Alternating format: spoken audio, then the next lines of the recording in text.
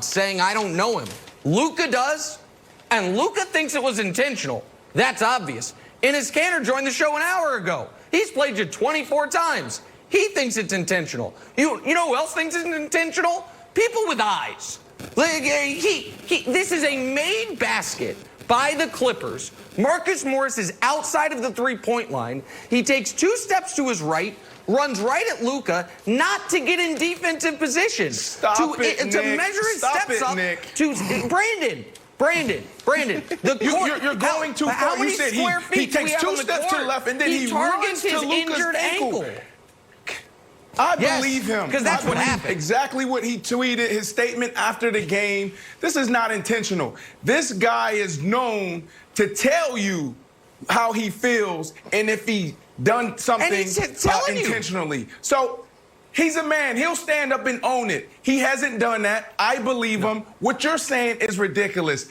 The guy, he barely stepped on Luka's ankle. I know you love Luka, but at the end of the day, you got to let Luka defend himself. Stop it. Stop it right now. Broussard, when you saw this, honest, what's your immediate, it's not about Clippers, it's not about Luka. Broussard, when you saw this, knowing Luka's hurt, knowing Marcus Morris and his track record, where do you fall on this, Chris? Look, I'm just going to say, I hate to accuse somebody of doing something this dirty.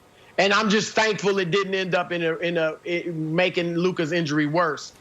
But, and especially when a guy defends himself so passionately on Twitter, I hate to accuse him of lying and that he did do it.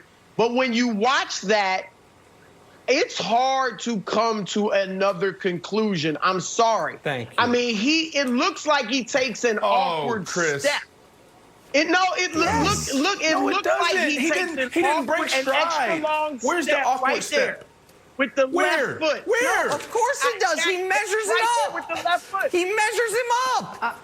He did. Wild, what do you say? I hate to say that about somebody, but and if you're in that position though, a lot of people tell lies like that.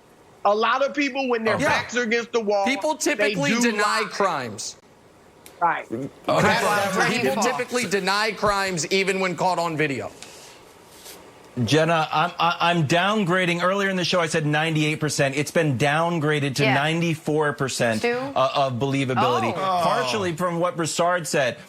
How vehemently he's denying it on Twitter. If it was a mistake, it's just like, sorry, mistake. Period. Done. Like 12 characters. But once you've got like multiple tweets of how it was a mistake, and like, the reason why I'm still at 94% believability is if Marcus Morris wants to send a message, he'll just do it. If we go back to a preseason game when he was with the Knicks, it's one of the great highlights in the history of the NBA that Marcus Morris is trying to create some space. And he throws some elbows. That doesn't get the message across. He's like, all right, now what's my other option? Bingo, right on the noggin. So if Marcus Morris wants to say that, he takes his mouthpiece out.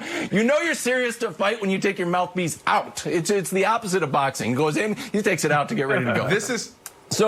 That's why you believe him. A guy like this, if he wants to hurt you, he'll go right at you. Wilds, I gotta ask a question because as much as I like Brandon, obviously it's only his 3rd day, so I don't know him as well as I know everyone else on the set. So I don't know the answer to this. Sure. But Brandon, do you think this was intentional or this was a pump fake? This is part of the game. Elbows, part of the game? playing tough defense is a part of the game. Yes, stepping on someone's ankle, that's not a part of the game. And that's why he defended himself on Twitter so passionately, Wilds, because that's the worst thing you want to be associated with as a player, is a dirty player. Broussard, you know, in your 47 years of covering the league, the number just keeps on going up. You called yourself a dinosaur earlier. This has been really backfiring you when you called Nick a young analyst. Jalen and Kobe famously, after the game, they didn't go to like Jalen. Jalen's like, yeah, I did it. Of course not. We did an interview with Kobe and Tracy's talking about he had a bad back before the game. Kobe takes down a rebound, blam, blam, blam, right in the back. Like, it is part of the game. The truth is not necessarily told right after the game, but if you give it 10 years, and I could see Marcus Morris being like, yeah, you know, I didn't try to avoid the ankle, and it slowly grows. No, a lot of times, like if a guy's got a much. bad wrist, he's got a jammed thumb or something, you will hit down on that ball and, make it worse. But to me, this went to a whole nother level because obviously the game's out of hand and it looks like he was trying to hurt him. Now, again, I hesitate to go against Marcus Morris like this because he did defend it passionately. And if he did it on purpose, it is terrible. But I don't. It's hard. Perfect timing. When he took that extra step. If he did do it on purpose, which we're not going to know, Nick, worthy of a suspension, a play like this? No. Of course. You can't. If you target an injured player's ankle outside of, coming down for a rebound, guys, they changed the entire rules to avoid what happened to Kawhi. And Luka it shouldn't matter if you're a star or not, but we all know it matters more if you're a star, if you're another team's best player. Kawhi's entire career in San Antonio was altered by Zaza putting his foot underneath him. And by the way, that was a dirty-ass play by Zaza. And I think maybe Zaza should have got a Twitter account.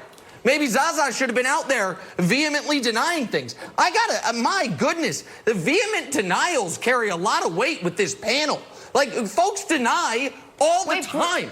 I'm Italian. One of the top credos I learned when I was 7 years old. 3 rules: deny, deny, deny. Especially when you're wrong. Especially when you're on video. The court. Marcus Morris, quick twitch muscles. Marcus Morris, quick twitch muscles, and his coordination must be the best we've ever seen. Luka steps, Marcus steps perfectly, times it perfectly. What? Oh, he did it on purpose. Come on, look at it. He didn't do it. Broussard, He's the best athlete I've ever get a seen. suspension for this? No. Will the league take a look? Absolutely not.